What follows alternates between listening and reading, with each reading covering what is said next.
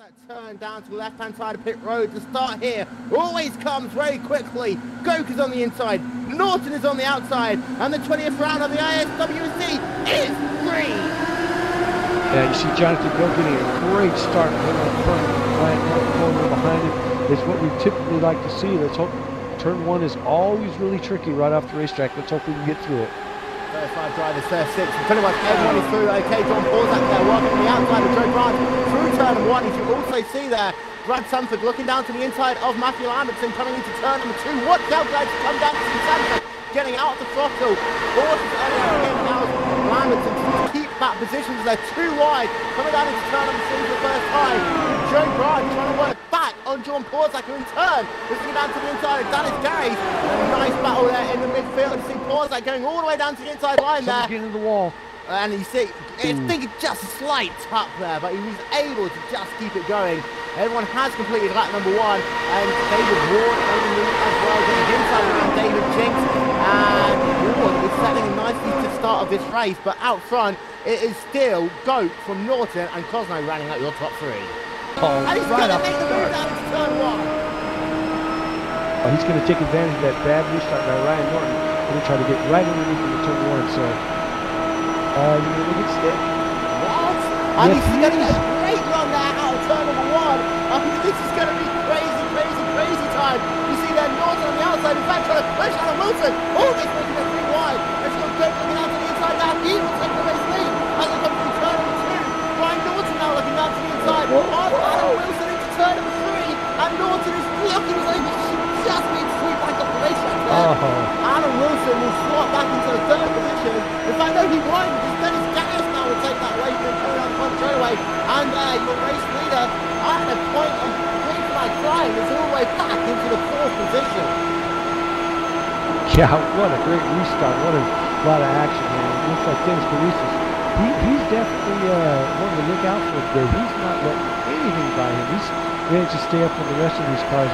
Good driving by him, taking advantage of that hole that Jonathan Goke and Ryan Norton punched through the traffic there.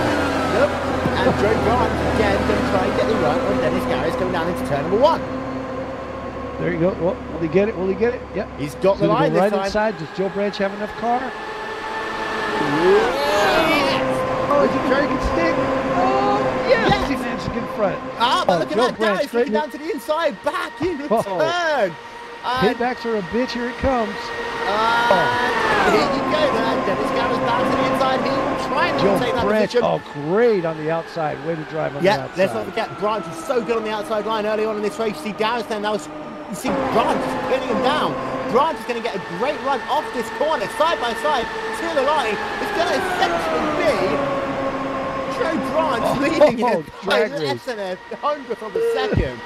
Now Garris is going to have the line into turn number one. That's probably going to get the no, he doesn't. Joe Branch strong on the outside, great acceleration. And Branch still stays ahead. In fact, he's going to clear it. Look at that. Great driving by Joe Branch. Way to do that. 2x2 for a whole lap, and it comes out in front. So let's see what happens here. While they're doing that, they're allowing the leaders to escape, but I don't think they care. I have fun. Joe Branch very slowly out from turn number one. Wow, as Garris down to the inside, he's going to clear him. So Branch won't be good for the outside. Oh, Joe Branch losing. Well, I don't think, as you say, squabble. That squabble for third position is not over by any stretch of the imagination. Joe Branch to the inside. Reese is going to have none of that. And I think up front what you're looking at is, it wasn't a matter of when, if they're going to squabble up front, it's when they're going to squabble. I'll give it 5 laps, period. A little bit back further to the field. Right, because I see that Joe Branch now looking out to the inside. Okay, guys, but having to get out of the throttle. I think that Branch should do what I always do at Michigan. You see that Branch using there to cross mode. Randy Crosby takes it, opens up the hole, and Randy Crosby slides right in there. I think that Branch should do what I famously do at Michigan and always try and do my passes on the outside, because I think that Branch can open stick there. If he can get a good run, get side by side, and drives in the middle of the track, I will go to the outside line and force them to be pinned down. It doesn't seem like for most of that inside line is working. Well, one of the problems with passing on the outside line for too long a period of time is it does heat up the tires. So Joe probably has to slip back, let his tires kind of cool off a little bit, and then he'll make another run. First note there, he's very slow on the inside line through turn number 1, trying to make the move there on Dennis Garris and about for the 3rd position. Joe Branch, can he take his spot back? Oh. So Joe Branch now move him back up into the 4th position, clearing turn 2. Doesn't look as though Crossline's going to get the... Never down out until you're down all the way. So good job on his part. And I had to say, I think Goke's just biding his time at the moment. I mean, last time by, last lap, 40.938. Compare that to Ryan Norton's, which was a 40, I can't tell you. You're going to have to continue for a moment, Doyle. Yeah, and in the meantime, Joe Branch, Dennis Garris, that battle is not going away. Lap after lap, and now Dennis Garris is now in the lead over Joe Branch. He's managed to get the P3, so once again, they're going back and forth. It looks like this battle is going to go until the end of the race. And it's a matter of who has this position on the very last lap, because they are definitely not letting go of each other. That prize. And the pace car is in once again. Green flag in the air. Dennis green. Garris from Brad Sanford, from Eric Hunter, from Julian Phams, from Ryan Norton. Norton already looking down to the inside of Julian Phams to come down into turn number 1. But you've got yourself Garris and Sanford battling for the race lead at the moment, of Eric Hunter dropping back. And so that's Dave Jinx on the 3rd in line. I think he's trying to play direct imitation, because I don't think even if there were 2 more cautions, to be able to get himself back into the lead lap now. Sanford is closing on Garris as they come through turn number 2. Now I'm looking down. He's going to try to make a move on the inside, coming to turn number 3. Not quite just yet. Meanwhile, Ryan Norton trying desperately to get himself back into this race now. He has got himself Eric Hunter ahead of him, and then Dave Jinx, but he's about half a second behind these 2 drivers. Meanwhile, as they come past the line, it is Dennis Garris by 2 tenths of a second over Brad Sanford. Eric Hunter, 3rd, is 2nd behind the race lead, and then Ryan Norton up into 4th, 1.3 seconds behind. This is really going to be interesting. Can Norton close down with 10 laps to go at the line? Well, that's the thing too, is you still have that, that variable in races. There's going to be more crashes. Are Brad and Dennis going to get into each other fighting for the lead, and that puts you through there. So you just never know. You still just don't know. Eric Hunter could be the actual victor at the end of the race. So it's anybody's race at this point. Sanford there was looking down to the inside of turn number 3. Had to check up. That gave a bit of momentum back to Dennis Garris, but the gap as they came across the line with 10 laps left to go was less than a 10.5 a second down into turn number 1. Sanford getting a very good drive. He should try and get the run out of the corner, but Garris is superior there as they came off that 14 degrees of banking now down into turn number 2. And in all of this happening, Norton is just managed to get himself past Eric Hunter to move him up into the 3rd position, but he's still got to close down Dave Jinx and then the 2 slowpoke racing drivers, as Dennis Garris now coming out of turn number 3 has got himself Brad Sanford all over his rear wing, and it's still anyone's game. Norton can still get back into this. Yeah, he may have enough laps to put a charge on, because he's coming like a freight train in that last position, so we'll see what happens there. He's got the car to do it, and he's definitely got the skill on the track. But up front, definitely the race is going on up front. These 2 up front are not slouches. They have fast cars, and they're not going to give it up. Yeah, coming out of turn 3 on the last lap, Ryan got a little loose coming off of 3, and Eric Hunter got back by him. Ryan collected it, got back by Eric, but he's down almost 2 seconds. Yeah, that's going to put him out of the race lead battle unless these 2 drivers really start squabbling. Brad Sanford now, he's going to have a great drive. Is he going to sit behind his teammate, however? Looking down to the inside. Inside. Battle for the race lead. Sanford on the inside, Garris on the outside, and Brad Sanford, from being 2 laps down earlier on, takes the lead here. Anyway, so we're going to see Pocono 400, and I tell you what, this could be...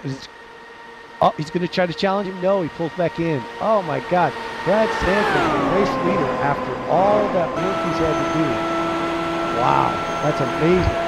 It is crazy shizzle there. Sanford is your race leader. Garris now, he's looking to the high side coming off turn 3. He's got himself a very good run. He's not going to have a look down to the inside of Sanford, leads the lap. But Garris is going to have to drive from down to turn number 1, 2 wide once again into the 1st corner. And Garris is going to make the move, stick there, but will Sanford try and undercut him there. Not quite close enough, but Garris gets himself a bit slow right off the corner. This is going to allow Sanford to close back up through turn number 2. In fact, he's having a look down into turn number 2. It's going to go in turn 3. Nope. Well, Sanford had to lift a little bit in turn 1 there. He lost a lot of momentum on that particular charge. Looks like he's going to come back up and he's going to try it again. And what that means... Dennis and Brad fight like this, so Ryan just moves him back up there. He's probably get by Dave in the next lap or so. We'll see what happens. He's definitely on the move. I'm sure Dave Jinks there isn't just going to pull to one side just yet. But Sanford is... There he goes. There he goes. But you've now got yourself a three-way battle for the lead. You're going to have 5 laps left to go at the line. Garris is your race leader, Sanford in second, Norton in third, so you've got yourself Slowpoke, Afterburn as they come down into the second corner of this 3-corner racetrack. Sanford doesn't look as though he's got the speed in the second and third corners. Garris is very fast there, but Sanford's going to have to line him up. And you see Garris there getting very wide. That's going to allow Sanford to get past. And Sanford then turns. Inside. Looks like Norton's going to split him. He's going to split him 3 wide. And Norton back to the lead there. Ryan Norton takes over the lead.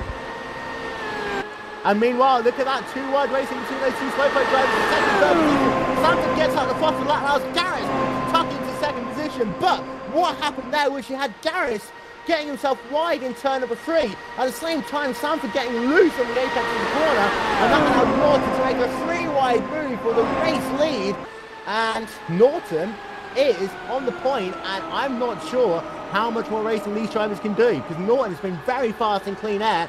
Garris has never been able to be close enough to them, and could this now be Norton's race? Yeah, I think that was just an amazing pass, how he closed up.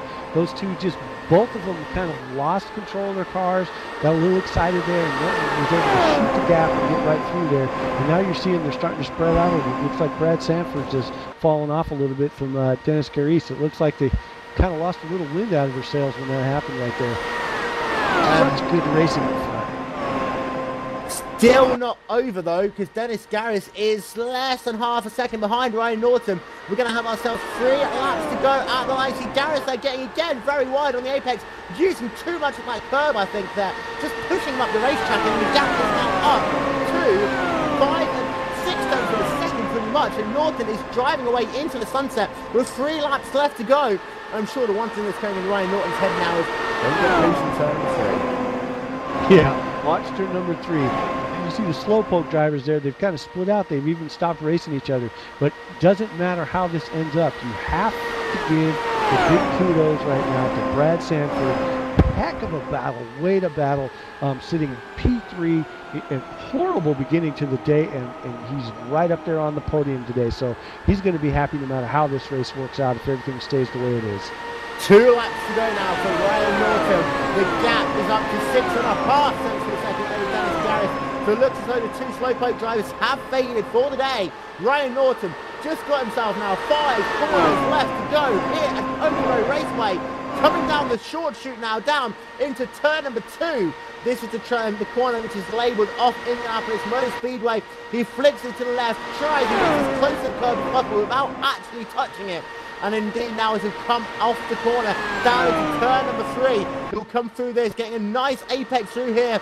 And as he'll come past the line, this time by, the white flag will be in hand for the Pocono 400. After 2.5 hours of racing here, Ryan Norton is on point. The gap up to 7 tenths of a second as he comes down into turn number 1.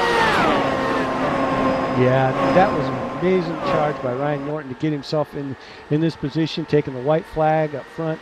Kind of redemption for his last time we saw him at Pocono. Dennis Garis, Brad Sanford, great racing. Just some little bit of a mistake, and Ryan Norton was able to capitalize, but great charge after that a horrible accident between him and Jonathan Goke earlier.